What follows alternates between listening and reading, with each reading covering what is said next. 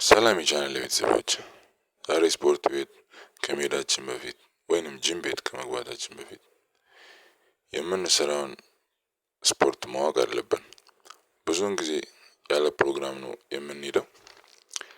ጂም ውስጥ ከገባን በኋላ የምንሰራውን በማሰብ ብቻ ሰዓታችን ጊዜያችን ያልቃል። ወይም ደግሞ ሌሎች ስፖርተኞች የሚሰሩትን የሚያደርጉትን በማየት እነሱ የነኩትን ሁሉ በመንካት ምን እንደሰራን ሳናውቅ ደክመን እንወጣለን። ይህ ማለት ጂም ስንገባ ምን ለመስራት እንዳሰብን በፕሮግራም ስላላወጣን ነው። ማለትም ፕሮግራም ይዘን ፕሮግራም አውጥተን ስላልገባን ሁሉም የሚሰሩትን እያየን የምንወጣው ማለት ነው። አሁን የምነግራችሁን የትኛውም ስፖርተኛ አይነግራችሁም። እንዴት በፕሮግራም መስራት እንዳለባችሁ እነግራችኋለሁ። ለቤቱ አዲስ የሆናችሁ ሰብስክራይብ በማድረግ ጠቃሚ የስፖርት መረጃዎችና ምክሮችን ያገኙ። የደወል ምልክቱን በመጫን ቤተሰብ ይሁኑ። አሁን ምን ማድረግ እንዳለብን እነግራችኋለሁ። በመጀመሪያም ጂም ለመሄድ ስናስብ ምን መስራት እንዳለብን ማወቅ አለብን። ይህ ማለት ዛሬ ጂም ልገባ ሳስብ የወጣሁትን ፕሮግራም አየዋለሁ። ያወጣሁትን ፕሮግራም አየዋለሁ። ምክንያቱም ፕሮግራሜን ሳላይ የሚሄድ ከሆነ ቅድም እንዳልኳችሁ ገብቼ ሁሉም ሰው የነካውን ነክቼ ሰውነቴ ቢውልድ የሚያደርግ ይመስለኝና ያለ ፕሮግራም ሰርቼ እወጣለሁ ማለት ነው። ስለዚህ ከመሄዳችን በፊት ጂም ልክ ልንገባ ስናስብ ያወጣሁትን ያወጣነውን ፕሮግራም እናያለን። ለምሳሌ የደረትና የትከሻ መስራት ከፈለኩኝ እነዚህን ሁለት ስራዎች ለመስራት አስቤ ነው ወደ ጂም ቤት የምገባው። ወይ እነዚህ ሁለት ስራዎችን ለመስራት ራሴን አዘጋጅቼ ነው የምገባው ማለት ነው።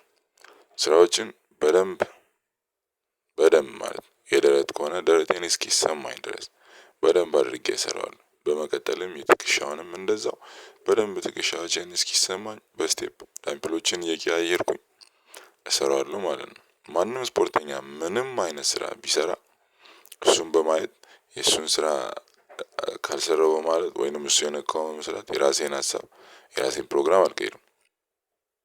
ምክንያቱም እኔ የመጣሁት በራሴ ፕሮግራም ነው። ስለዚህ በራሴ ፕሮግራም እስከመጣሁ ድረስ የራሴን ፕሮግራም ያወጣሁትን ነው ሰርቼ መሄድ ያለብኝ። ስለዚህ አብዛኞቹ ስፖርተኞች ማለት ነው የሌላውን በማየት እንደሱ ለመሆን በማሰብ ካሰቡት ውጪ ወይንም ለራሳቸው ለመስራት ከተዘጋጁበት ውጪ ሰርተው ወይንም ቀላቅለው ይሄዳሉ ማለት ነው። የዛን ጊዜ ሰውነት ብዙ ጊዜ ቢውልድ አያደርግም። ምክንያቱም ምን እንደሰራ አታውቅም። ሰውነታችን ስፖርት ከሰራ በኋላ ሬስት ይፈልጋል። ስለዚህ ደክመንም አይደለም ብዙ ሁሉንም ሰርተን ደክመን አይደለም የምንሰራው። ለገባንበት ለፈለግነው ማስል ብቻ ነው ስሜቱ እስኪሰማው ሰርተን መውጣት ያለብን። የሰውን እያየን መስራት የለብንም። የራሳችንን ፕሮግራም ባወጣነው ልክ ነው መስራት ያለብን። ይህ ማለት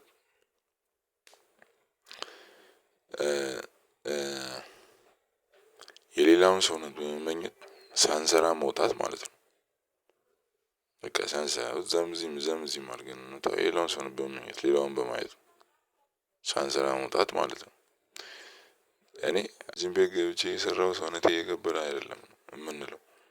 ምክንያቱም በትክክል እየሰራን ካልሆነ ሰውነታችን ወይ ማስላችን ያሰብነው ጡንቻችን ቤቱ ጋር ቢውልድ ያድርግ እንዴት አድርጎ ይገንባ እንዴትስ አድርጎ ተሰርተን ትክክለኛ ፔንና ጫናን ሳንፈጥርበት አንድ ጡንቻ ላይ እንዴት አድርጎ ነው ጡንቻችን ሊያድግ የሚችለው? እና ይህንን ደግሞ የምናደርገው ጂም ቤት በመሄድ ብቻ አይደለም። ቤታችን ውስጥም ስንሰራው ራሳችን ባወጣነው ፕሮግራም መስራት አለብን። ራሳችን ባወጣነው ፕሮግራም ከሰራን ምንም አይነት ስራ ራሳችን ባወጣነው ፕሮግራም ከሰራን ሰውነታችን ወይም ጡንቻችን ላይ ጫና በመፍጠር ጡንቻችንን ማሳደግ እንችላለን። በደንብ አድርገን ማሳደግ እንችላለን። ጫና ካልፈጠርን ሁልጊዜም የሚሆነው ምንድነው? ጡንቻችን ተመሳሳይ እድገት አይኖረውም። መቼም አያድግም አንድ ጡንቻ ጫና ከሌለበት። ጫና ማለት ምንድነው? የምንሰራውን በመደጋገም ወይንም ኪሎግራሙን በመጨመር ልክ ልናቆም የምንደርስበት ቁጥር ላይ ወስ 10 ዛሬ ሰራን ሁሌ 30 መስራት ሳይሆን ዛሬ 10 ከሰራን ነገ 12 13 በማድረግ መጀመሪያ ከምንሰራው ኪሎግራም ከፍ በማድረግ ወይንም ቁጥራችንን ከፍ በማድረግ ጡንቻችን ላይ ጫና በመፍጠር ነው ጡንቻ ልናሳድግ የምንችለው። ስለዚህ ሁሉንም በመስራት ሁሉንም በመነካካት አለ በፕሮግራም መስራት ጥቅሙ ይሄ ነው። ዛሬ ለመስራት ያሰብነውን ስራ ብቻ ነው መስራት ያለብን። ሌላው የሰራውን ስራ በነገ በራሳችን በምናወጣው ፕሮግራም እንደርስበታለን። እንደዚህ ተነገ ወዲያ በምናደርገው ያደረግን በምናወጣው ፕሮግራም ያደረግን የነሱን ስራ መስራት እንችላለን። ግን መጀመሪያ ራሳችን ባወጣነው እዚህ ያወጣነውን ፕሮግራም ብቻ በመስራት ሰውነታችን መገንባት እንችላለን። ኤሮቢክስንም እንደዛው ባወጣነው ፕሮግራም በመስራት ውፍረት መቀነስ እንችላለን ወይንም ውፍረት መቀነስ ይቻላል። ስለዚህ አብዛኛውን ስፖርተኞች ቪዲዮ የሚሰሩት ብዙ ቪዲዮዎችን አንድ ላይ በማድረግ ጂም ገብቶ ሁሉንም በመስራት አይደለም። ይሄ ለቪዲዮ ነው ሁሉንም ይሄንን ቪዲዮ አንዳንዴ ሁሉም ሰው ያናየና ሁሉንም ያ ቢልደር ወይ ስፖርተኛ የሰራ ይመስላቸውና ገብቶ ሁሉንም ይነካኩታል። ነገ ዝም ብሎ ስትራፖ ብቻ እንጂ ጫና የፈጠሩበት ነገር ስለሌለ ጡንቻቸው አያድግም። ስለዚህ ሁላችንም ስፖርተኞች አዲስ ስፖርተኞችም ጂም ቤት መግባታችን በፊት እነዚህ ሁለት ፕሮግራሞችን በማውጣት ወይንም አንድ መስራት የምንፈልገው መስራት ሌግም ከሆነ ሌግ ነው በቃ ሌግ ከሆነ ሌግ ዴይ ነው የእግር ቀን ነው ብለን ነው ዛሬ ምንድነው? እኛ አንተ የእግር እየሰራ እዛ ጋር ባይሴፕሱ የሚያምር ሰው ብታይ ባይሴፕስን አንስተህ መስራት የለብንም። ያ ባይሴፕስ የሚሰራ ሰው ያንተን እግር አይቶ ያንተን እግር እንደውም ተመኝቶ ነው መጥቶ የእግር ካንተ ጋር ወይ ሊሰራ የሚገባው ከቻልክ እንደ አንድ ስፖርተኛ ማድረግ ያለብህ እሱ ነው። እና ቆራጥ መሆን አለብህ።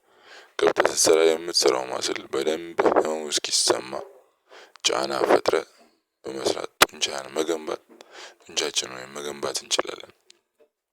ይህንን በማድረግ ነው ለውጥ የምናመጣው እንጂ ብዙ ስለሰራን ውስጥ ገብተን ብዙ ነገር እዚህም እዛም ያንንም ነክተን ትራይሴፕሱንም ባይሴፕሱን እዚህ ጋር ባክ ሌግ ኤአርም ላት አብስ ሁሉንም ወይ ፑሊ ተስበን ዲጋፕ ገብተን ይሄን አድርገን አይደለም።